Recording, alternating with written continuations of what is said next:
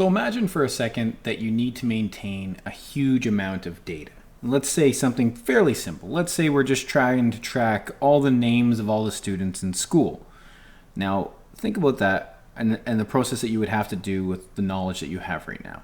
Every single name of every single individual student in the school. So that means you're going to need a string variable for 1,500 kids. So that's 1,500 string variables. And the variables have to be named accordingly so you know which kid is which variable. So for example, it might have something to do with their student number. So it might be something like name 1, name 2, name 3, all the way up to name 1,500 or something like that, right? Now that's fine, except it's a lot of work. Now imagine if you wanted to display one of those students based on their student number. So let's say you ask the user for a student number and the user said, okay, I want 950, student number 959, display their name. That means that you would have to have if statements that checked every single one. So you would say, okay, if the number that they entered was 1, output student name 1. If they entered 2, output student name 2. And so on and so forth, 1,500 things. Oh my goodness. So you got 1,500 lines of code just for the variables. You got your if else if statements, which is going to be at least another 2 or 3 lines per person. So you're looking at 4,500 lines plus the 1,500 lines.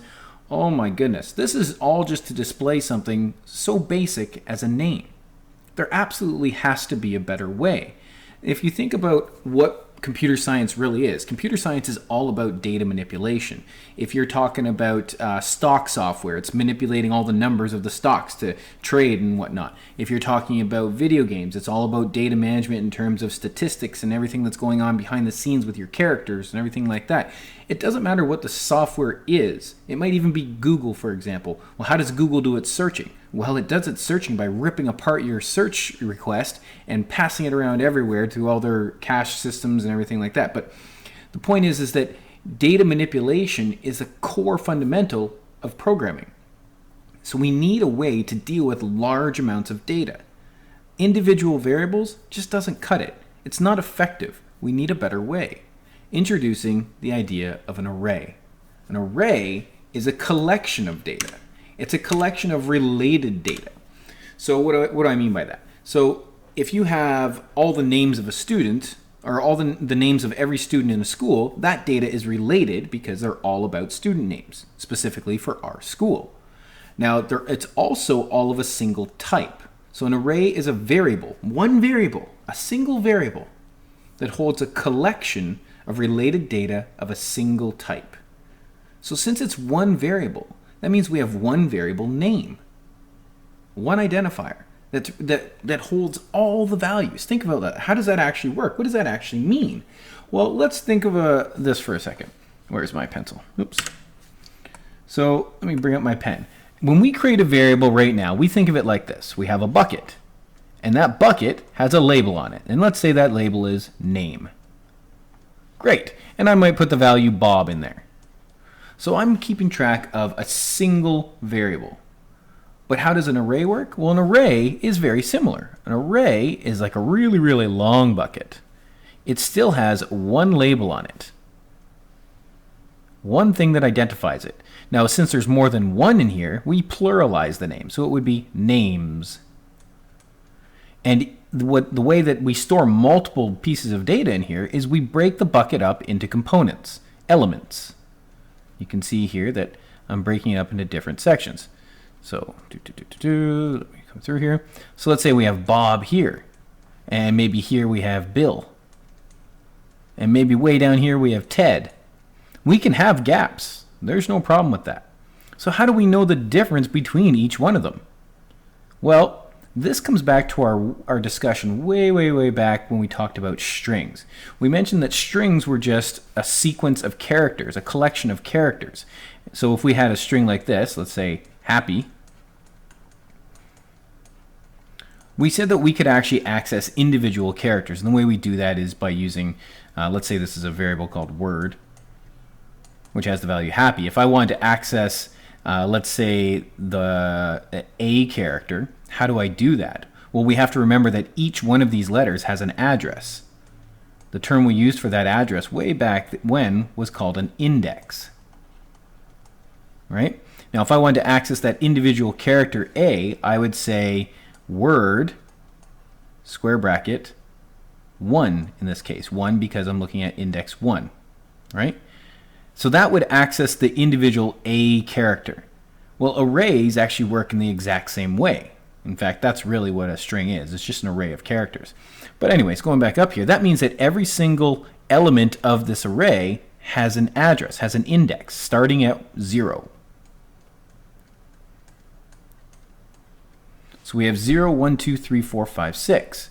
So how many do I have total? How many elements does this array hold? Well, it holds 7 elements, 0 through 6, but if we count 1, 2, 3, 4, 5, 6, 7. That's the way I want you to think about these things. It's just a single variable with compartments. And if I want to access a specific compartment, I would use the square brackets the same way I do for a string. So I would say, oh, I want to access the value at index 4, so I can get Ted out here. So I would give, in this case, my variable is called names, so I would say names, square bracket, 4. So this says grab the value at index 4 of the names array. So this would actually result in the value Ted. Now, of course, we can have some problems with this, though. We could actually, if I did this, let's say names, square bracket, 3. If I tried to display this on the screen, so let's say I did console.write.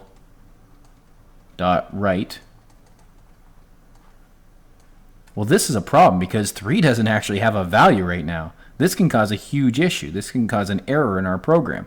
So it's going to give us what's called a null pointer exception. It's saying you're trying to display something that doesn't exist. Well, that's a problem. Similarly speaking, if I put something else here instead of a 3, maybe I put an 8. Well, that's also a problem because that's past the end of the array. So we would actually get an error there called an out of bounds exception. So I have to make sure that the index that I put inside my square brackets is in the range of possible index values from 0 up to the length minus 1. Well, the length here is 7. So that means my biggest number is a 6. Why? Because we start counting at 0. So the number inside the square brackets must be from 0 up to length minus 1. So I'm going to give you an analogy of how this actually works. I'm going to go over the PowerPoint in a second just to finalize everything and formalize it. But I want to back things up just a little bit. So, oops, that's not what I wanted. Where is my eraser?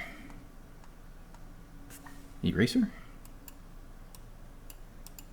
There we go.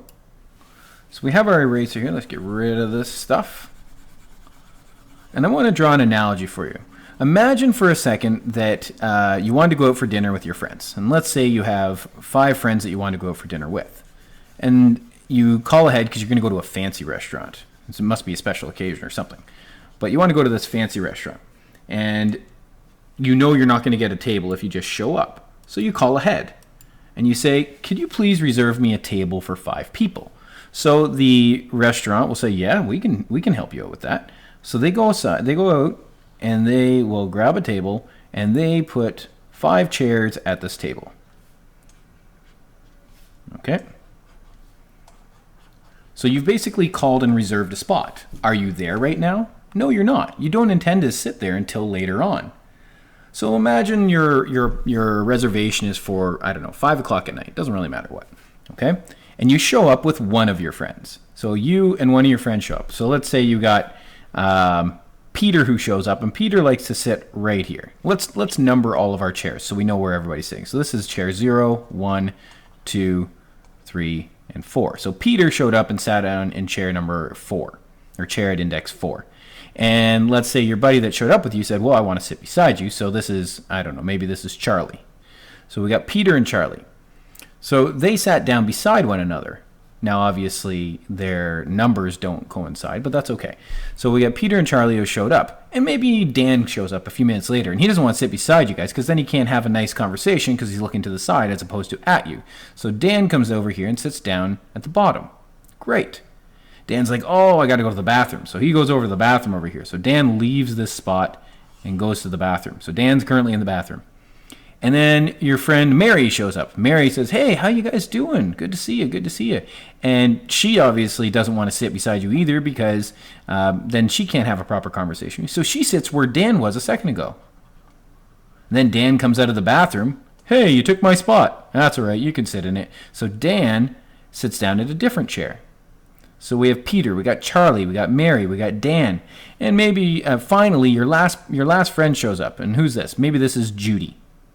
So Judy sits down. So you're all sitting there, you're having your nice dinner, and over here we have the wall of the restaurant, and here's the window, and your friend, let's say Alex, comes walking by. This is Alex. Alex comes, oh my goodness, my best friends. So Alex comes into the restaurant and says, hey guys, can I join you? But then the waiter comes up and says, sorry, no space. There's no room, and we can't add another chair to the table. So Alex isn't allowed to sit down. That's unfortunate. But that's the way things go. An array works the exact same way.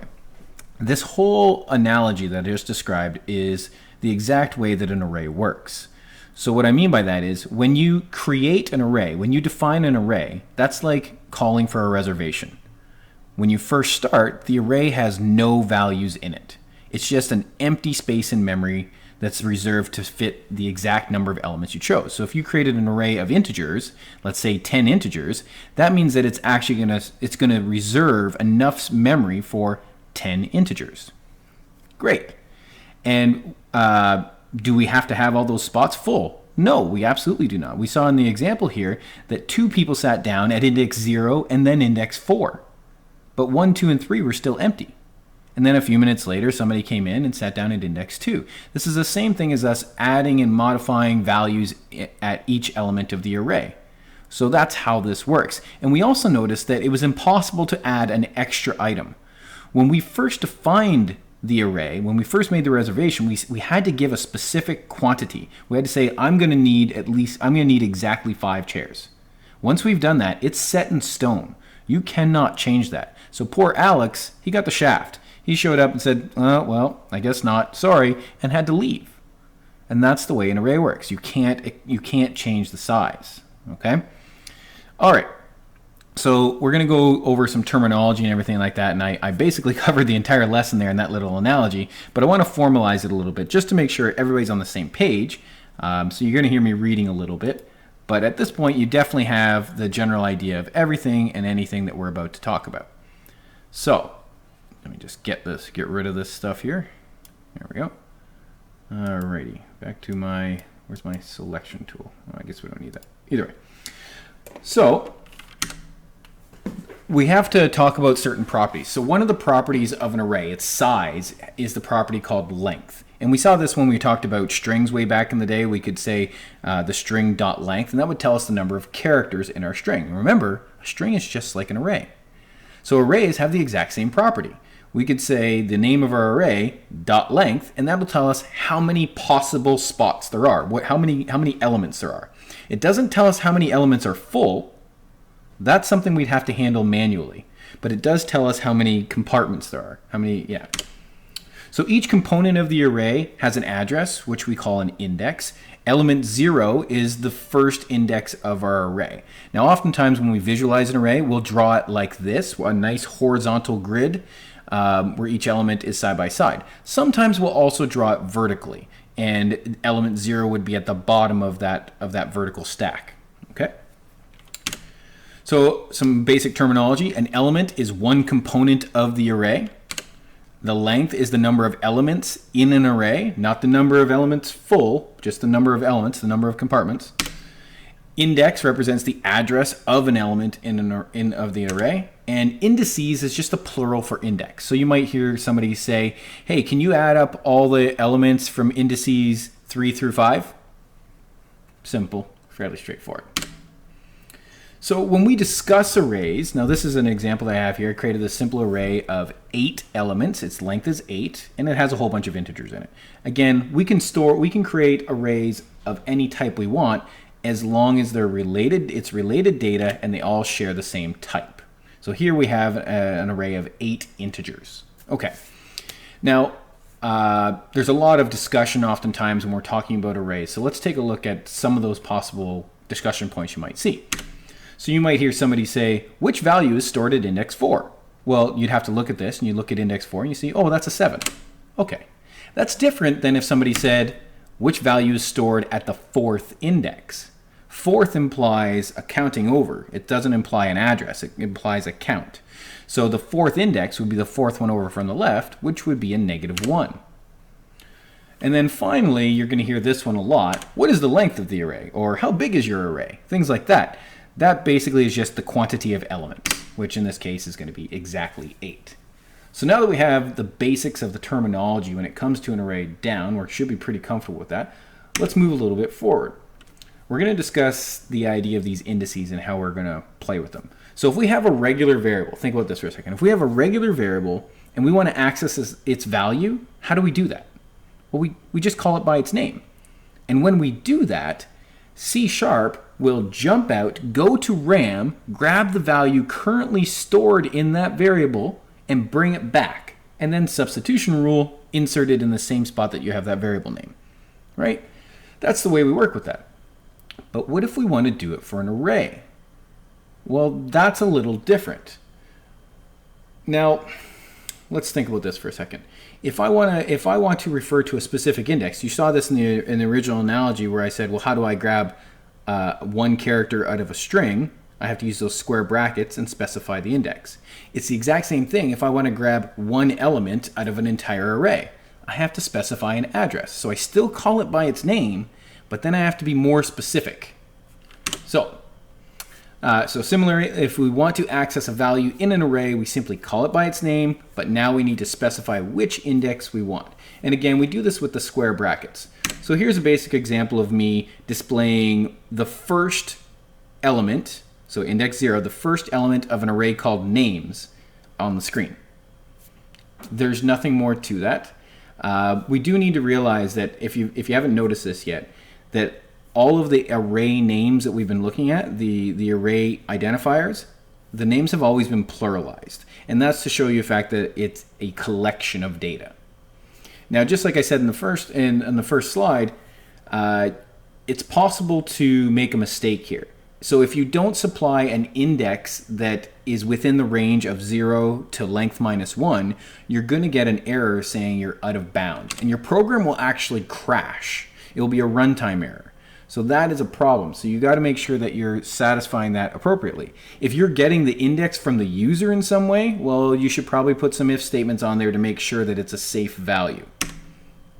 So, well, actually, just what I just said.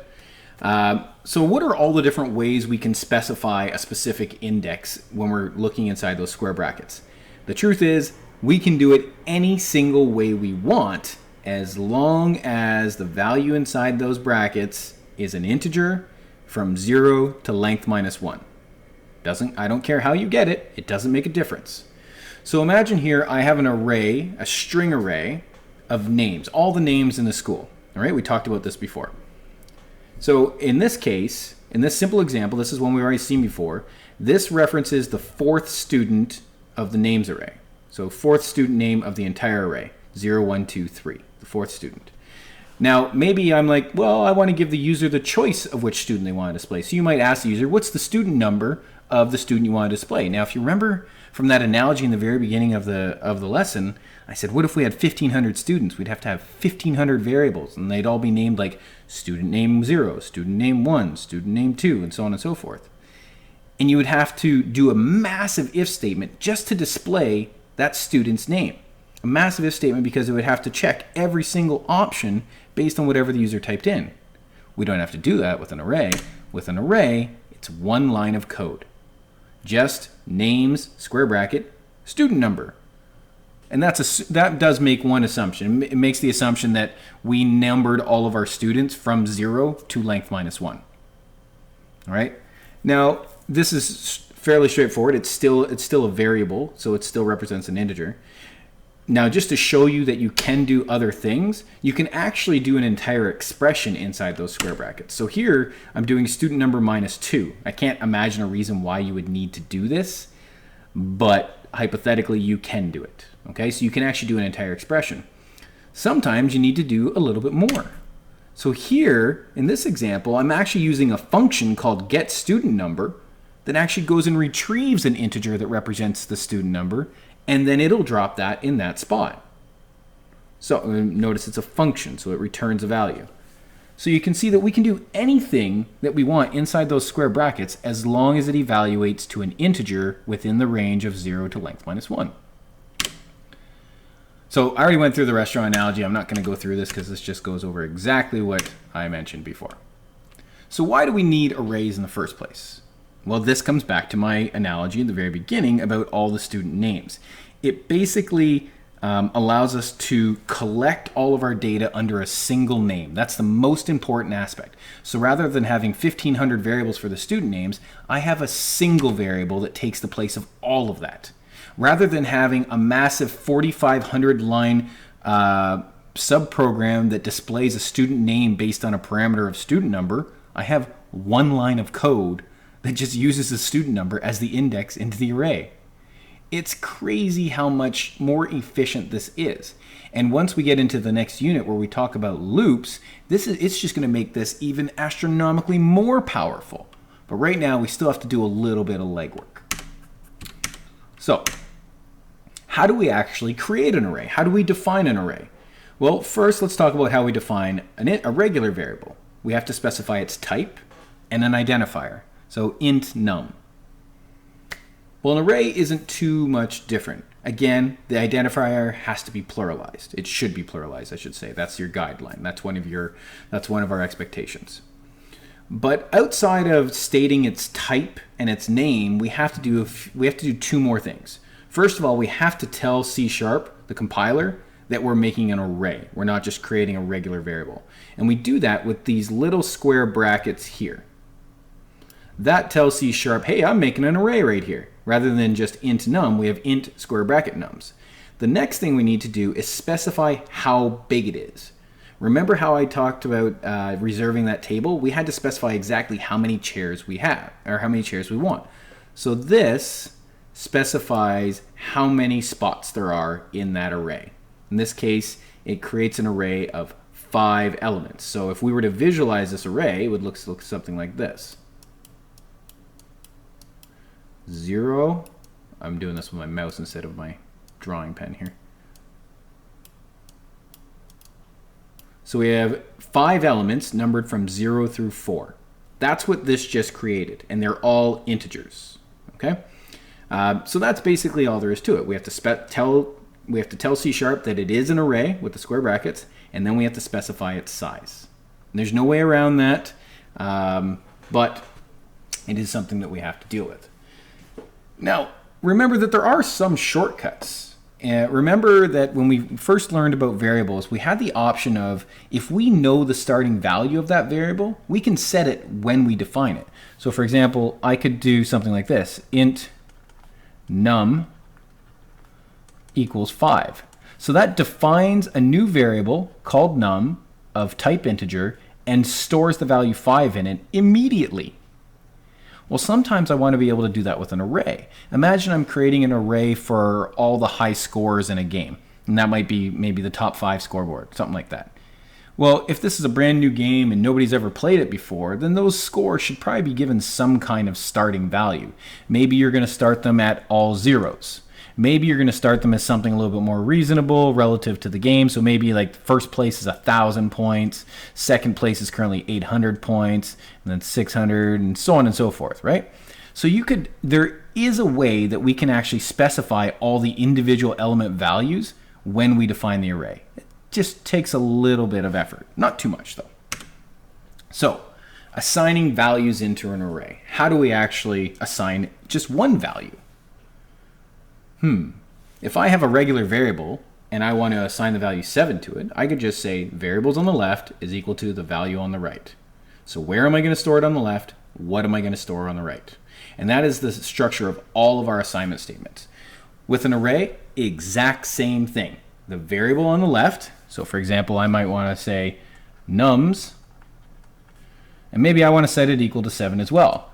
Now the problem is, if I did this, it wouldn't know which index to store 7 at.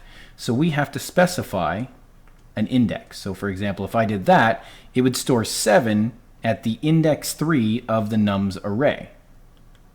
Oh, where's my eraser? Of course, Control Z doesn't work. There we go. Really? Anyways, so when we want to do it with an array, still the same idea. We just have to make sure that we specify that index. Great. So far, so good. What if we want to do this when we first define the array? And what if we want to set the values of the entire array all at once? Can we do it? Well, we can and we can't. We can do it later once we learn loops, but we can't do it the way we want right now. So what do I mean by that? That was just confusing. So unfortunately, there is no one-line command to just set every value in an array to a number. You can't say scores equals 0. That doesn't exist. Although in some programming languages, it does. I believe Python, you can do that.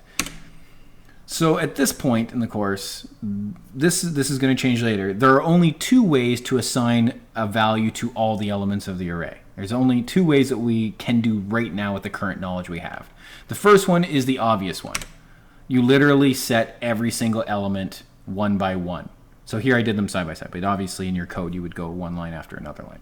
So if you had 5 scores, then you would have 5 lines that said scores at 0 equals 0. Scores at 1 equals 0. Scores at 2 equals 0. So, and so on and so forth, all the way up to scores at 4. Now notice the terminology I'm using there to specify a specific element.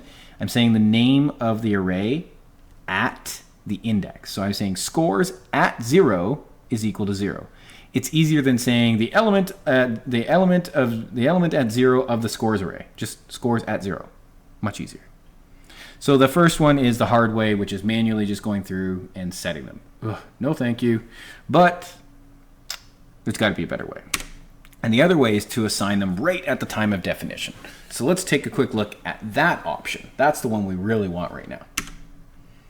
So imagine if we have an array of 5 elements. We've already seen how to store this. Int scores equals new int 5.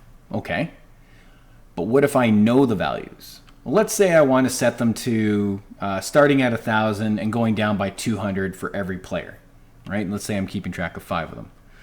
So what I could do is during the assignment statement, I can actually specify those values. This is pretty clean. Now it's good if it's a small array, but if you're keeping track of 1,500 names, you're not going to want to do it like this. That would be painful, it would be ugly, it'd be very difficult to read, so you wouldn't do that. But when you have a small number of them, it makes sense. So here, what are the main differences you see? Well, the obvious one is you're specifying the values that are going to be stored. You're doing so inside a set of squiggly brackets. That's the big one. The second thing you notice is there's no quantity inside the second set of square brackets. There's no 5 in here. And the reason why we don't need to specify that 5 is because the compiler will simply just count the values you gave and do that itself. So if you put in 4, it would automatically put in 4 there, right? You don't have to specify the number, it will handle it for you. So this is the standard way of assigning values to an array when you define it. Every programming language that deals with arrays can do it like this. Some programming languages have a shortcut. C#, Java, they both have this shortcut. It works in both languages. So I'm going to show you the shortcut. I personally don't actually use it. I actually use the slightly longer one, and that's probably out of habit more than anything. But here you go. So I can still have the same left side. I still have to tell C# that I'm creating an array of integers called scores. But on the right-hand side, I can literally just do the listing of the data. Squiggly bracket, the data, close the squiggly bracket. So those are the straightforward ways. Okay. Now a couple quick notes that I've already mentioned. Number 1, we don't have to specify the size when we do this. It's implied by the number of values that you give. The curly braces only surround the values to be stored. Makes sense. And you can put anything you want in there as long as it matches the type. So I could have 5 zeros in there if I want, or 2,500 zeros if I wanted. It's up to me. I could have different numbers like we have here, 1,000, 800, 600, 400, 200, whatever we want. We are in complete control.